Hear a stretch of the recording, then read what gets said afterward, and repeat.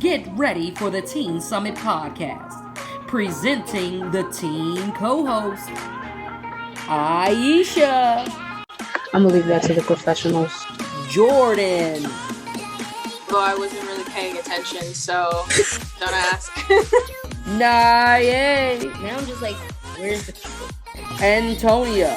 Can't go from 100% to 5%. And presenting your host, Rachel Bernadette. Right, we're in there. All right.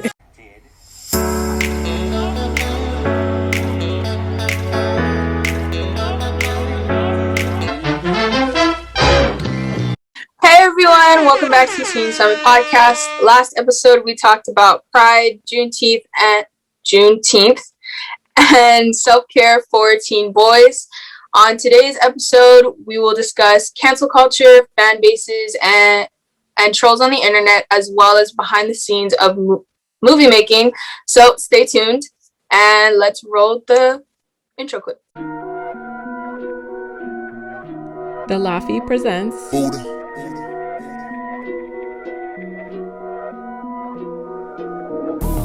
Teen Summit Podcast with your host, Miss Ray. Youth with passion.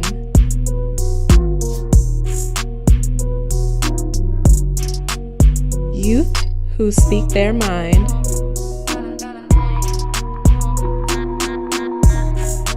Listen to the voices of our youth. Youth who care.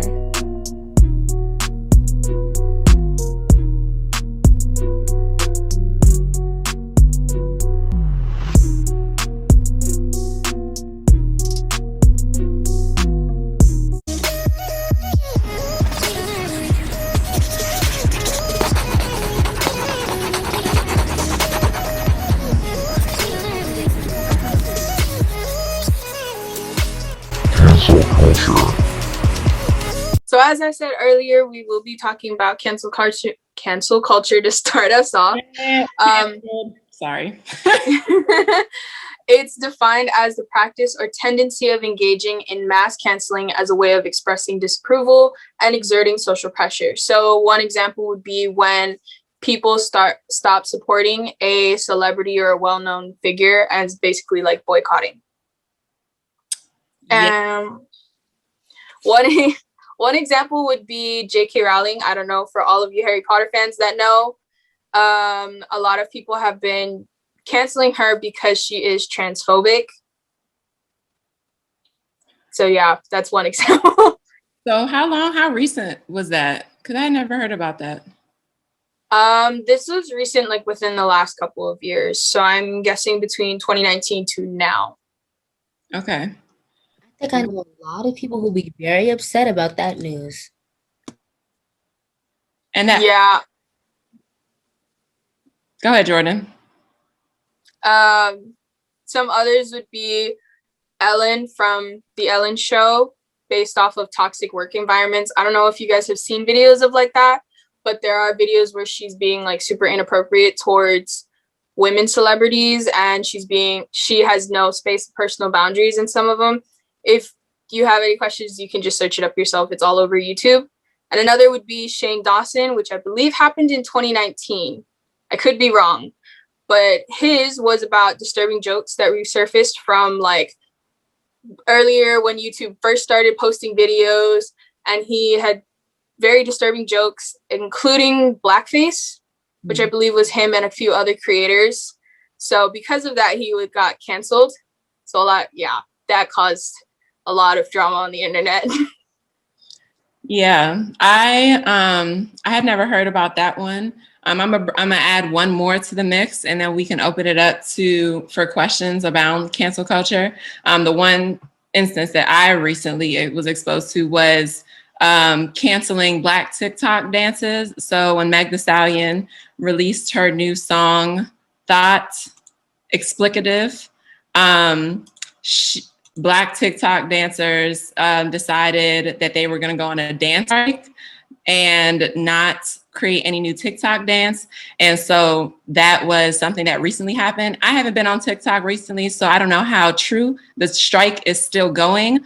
They basically, in a way, just canceled TikTok dances because Black creatives were not getting the credits for their dances. And so that opens up to the larger conversation of like, should culture, like cultural dances or just like novels, even like, you know, Harry Potter, should mainstream culture things be canceled because of one person or because of just like different instances? Because we all find value from the TikTok dances, for me at least, you know, and books and things like that. So should all of that just be thrown out? It's kind of like the saying, throwing the baby out with the bathwater. Like, should we just all throw it out? What do y'all think? So I'm just gonna throw this out there. For J.K. Rowling, they're canceling the herself, not the Harry Potter books. Okay. That's where the confusion comes in, and that's why a lot of people don't know about it. But it's mainly canceling J.K. Rowling instead of canceling the Harry Potter series altogether. But I mean, she's the author. So like, I mean, so that goes to her content. You know, she's the producer of it. So like, if you cancel her, then you might as well, in my opinion, be canceling the entire series. I don't think a community or anybody or any space should have the authority to cancel something. Like, just canceling TikTok dances because someone's not getting credit just doesn't sound right to me. Just like, even if you're not getting direct credit for the dance or what you orchestrated, you're still getting like traffic to either your song or however they're getting that dance from. So in some way you're getting traffic or you're getting noticed. So it just but then that's But the thing about TikTok is that when people make a dance and you don't like at them or say like put like tell like what's it called, like put the creator or whoever in the chat or like anything like that, it's kind of disrespectful. Because if you think about it, there's really no way to know who made that dance when it comes to TikTok, because that means you would have to like, sometimes it doesn't say like creator if you don't like at the person, and it's not going to show them any credit whatsoever. So just like they made a dance, and then some people try to make it their own and make it like, oh yeah, this somebody made it, but I'm just going to take credit for it. So that's why people always get like mad when they don't get credited for it. So I mean, I understand it. I mean, I think it makes sense to kind of boycott it. I mean, I'm not saying for like all TikTok dances maybe,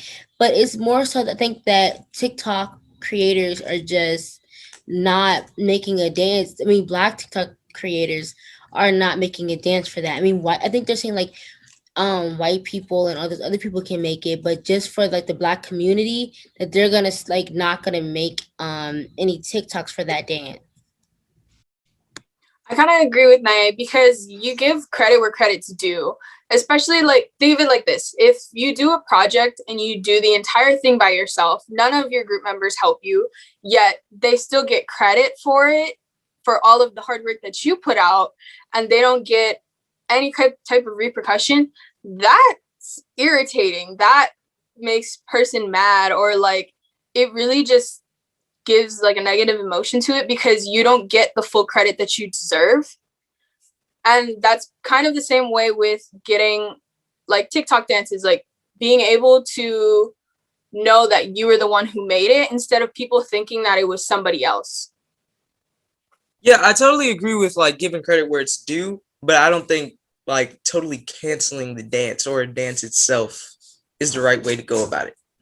Like, I mean, you can possibly demand credit or do whatever things you need to do to keep people from taking credit for it, but just canceling it in general or like stopping it, I just don't think that's the way to go. Well, they're not stopping a dance that's already been created.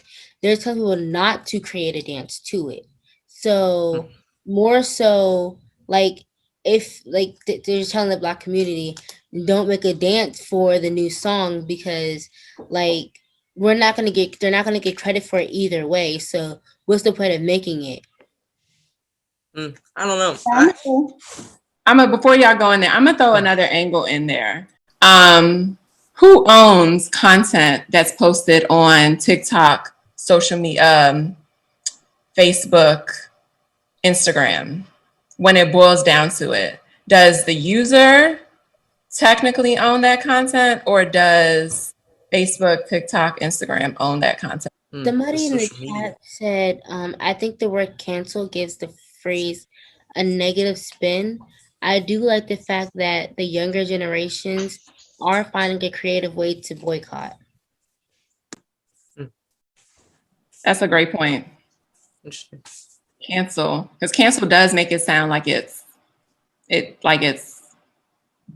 something negative happened. Up, like y'all are canceled. We're canceling this because something bad happened to it.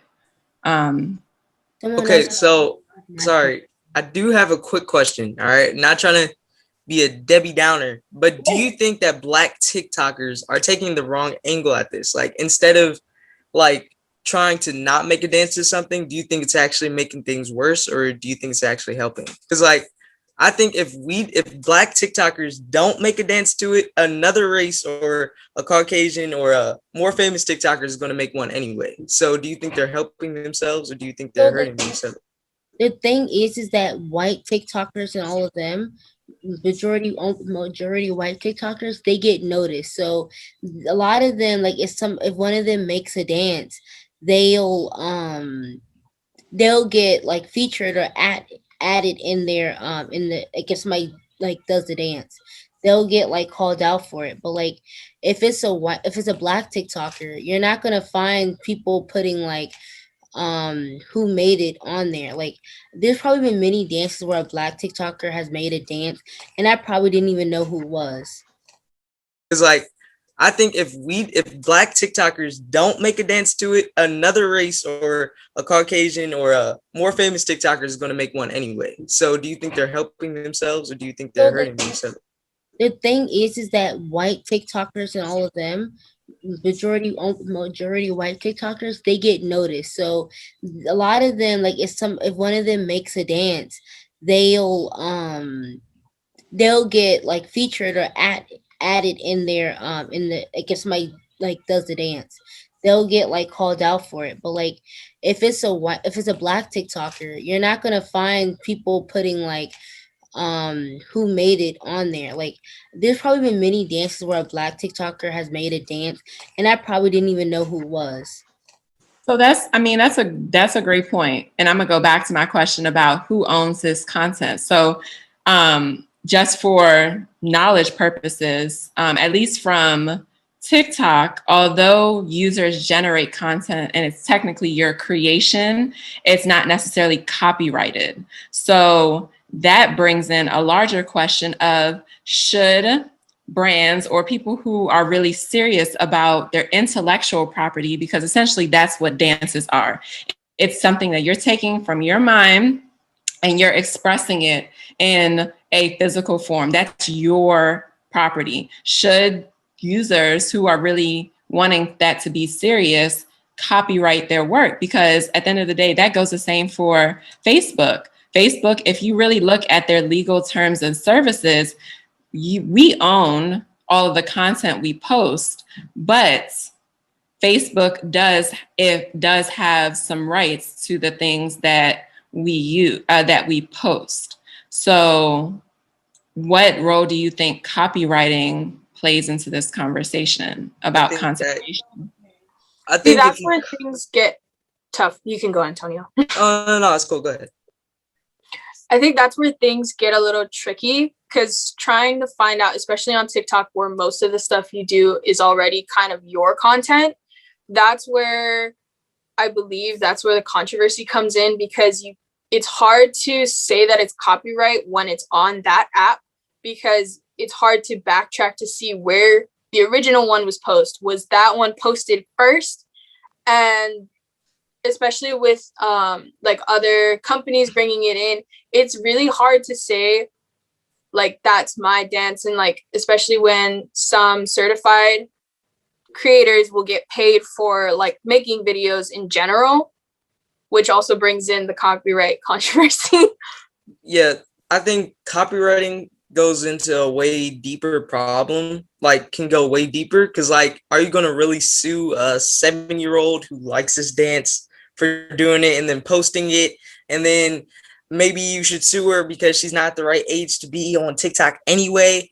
Or maybe the person who made the dance knows somebody else, and the person who knows that person released a video of it first, so then they copyright it before their friend gets to. So it's a whole thing that can go on where friends are practicing it behind the scenes, and then the person who didn't make it up, it can just get messy in like lots of ways. So I don't know about copywriting, but definitely like giving credit to the person for sure. And that going back to the fact where Jordan said that TikTokers get paid for it. So I think that's one of the other reasons why people are like mad, because some TikTokers might be getting paid, and they can't get paid really and truly if nobody gives them credit, because then they don't really know if that dance was by them.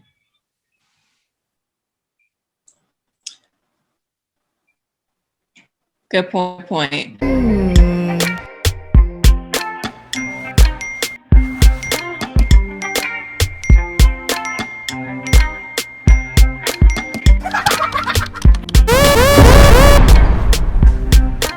So I want to bring Aisha's voice into this conversation. Aisha is one of our co-hosts who's not here. But as we move into our second segment around fan bases and trolls, she has something to say that I think would be great for us to hear. On today's segment, we will be talking about fan bases and trolls on the internet. A perfect example of trolls on the internet would be the responses to Kevin Gates revealing the molestation that he had to face as a child before his upbringing as a rapper. Now, as you can see, there is 2 feathers on Kevin Gates' head, which brought a lot of attention to some people on social media, and a lot of them were trolls who talked about the feather on his head and made fun of him without knowing the significant reason.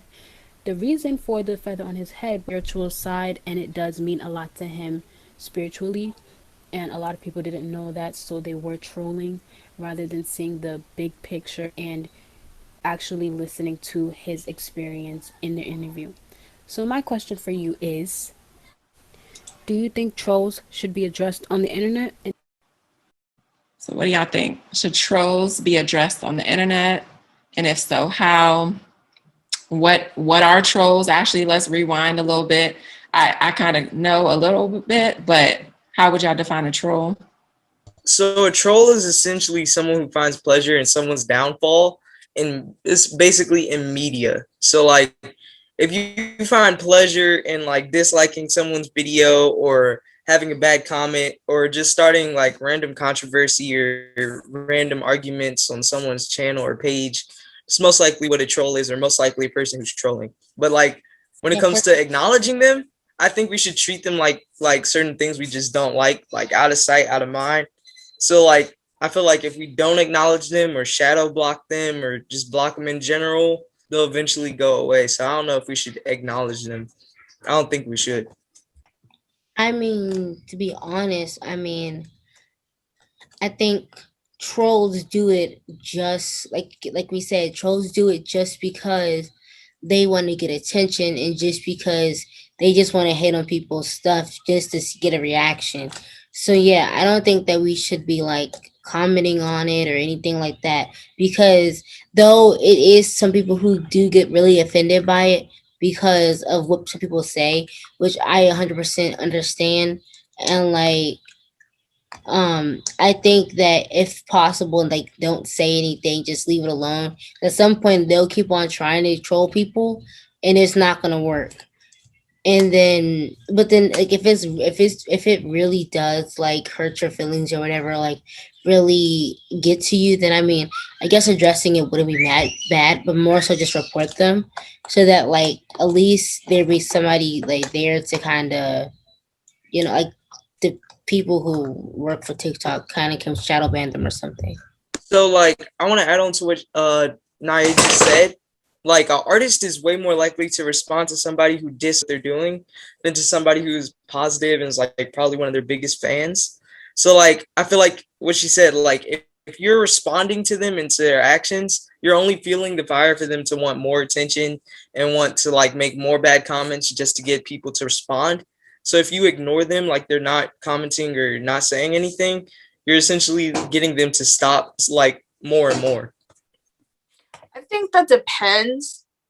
Like looking more like as like a farther timeline, like let's say somebody starts trolling, there might be a point to where they take it too far just to get attention. And I think that's when things are going to get a little messy, especially since people know how crazy fan bases can get and how crazy trolls can get just to like voice their opinion about something.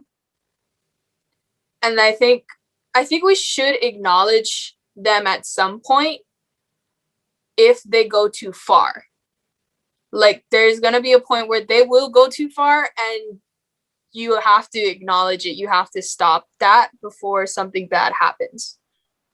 I don't know if this is where you're going, Jordan, but for me, I hear this as cyberbullying, and we could even take it outside of the celebrity standpoint, because there's cyberbullying is very common, especially now more so than when I was growing up, because we didn't have social media to cyberbully. And so it's so easy for someone to say something and be unknown. Like you can have a Finsta account, you can have all these fake things and be bullying and, talking about people. So to Jordan's point, I kind of do agree that there should be some level of intervention, because it's a deeper conversation the way I see it. What do y'all think? It definitely is a form of like cyberbullying, because you're messing with someone's personal space from a like silent space or a silent place without them knowing who you are and talking about them, even though you don't know them personally. So yeah, it's definitely a form of cyberbullying. Definitely. Yeah. So what about the like buttons, and like how does that go into play in terms of being as a way to address trolls? And even the word trolls, like, was that really, does anybody know the history of like where that came from, of like actual troll, someone who's like a grimy monster? Does it have any relation to that? I'm curious. I remember there was like a small drawing. I don't know if anybody remembers it, but it was just like a face of a troll. And I think that's where it really started. I'm not exactly sure. I don't remember where the origin of trolls came from, but I do remember that we used to call this like photo, it's really weird, of like trolls, and people used to use that as like memes. So maybe that's where it came from. I'm not entirely sure. Maybe people enjoyed Shrek too much and they just took it personally. It could be that. Shrek is an ogre. There is a difference. I'm sorry, because they look totally different. I'm sorry. Yo, watch Cancel Culture come to this podcast and completely end. Yo. All right, ogre, not a troll. Ogre, not a troll. Okay, I'm sorry. Trolls live under bridges. Okay, his descendants, or however that came to be, like his great grandma was a troll, and it was an interracial relationship. But anyway, no. Anyway, trolls are not related to ogres. Just an ogre, okay? He's nowhere near a troll. Doesn't have any troll genes.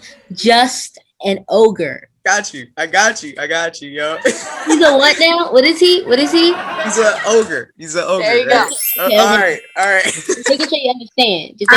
I'm with you, Antonio. I thought a troll, ogre, miles in my mind.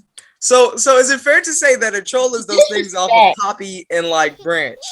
So that's what we're calling a troll. Those innocent singing beings.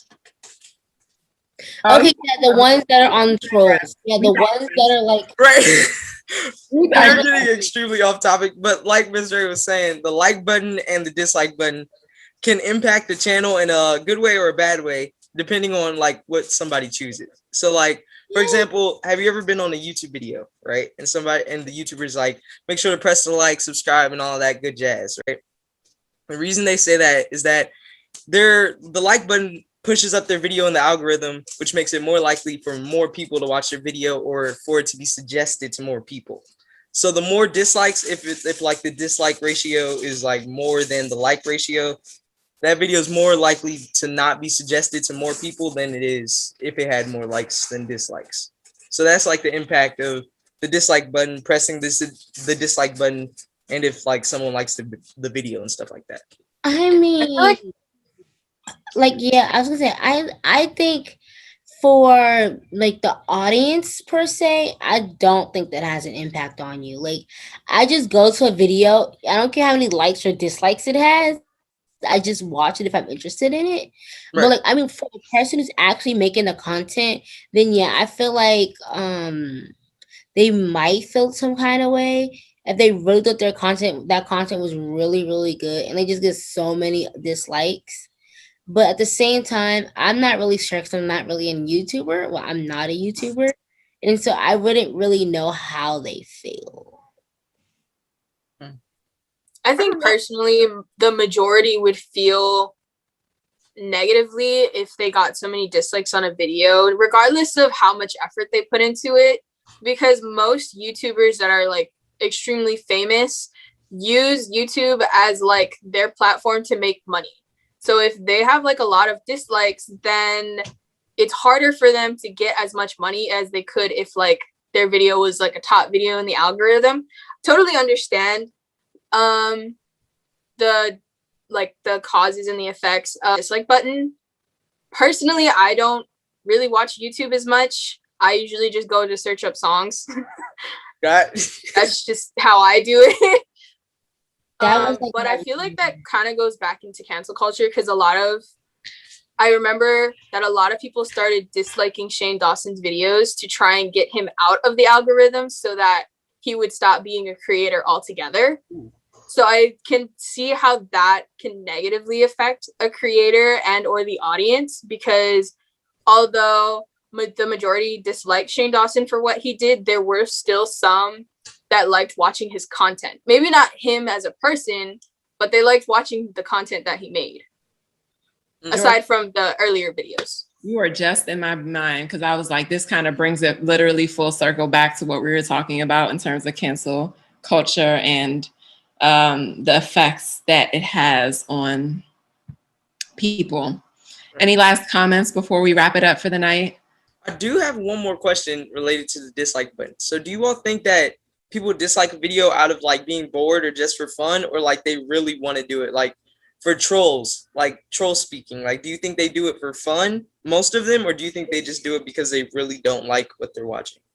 I feel like trolls would rather go to the comments to comment something terrible rather than disliking a video because it only does so much for themselves. I feel like they would like it more if they said something negatively in the comments for everybody to see. Because now with like, especially with TikTok and like Instagram, everybody goes to the comments to see like what people are talking about, what people like, whether they liked it or not. And everybody always has an opinion in the comments. So I feel like that's where it goes in. I feel like if people dislike the video, it's because they just genuinely, it's not their taste, which is totally fine. It's more of it's like how it affects.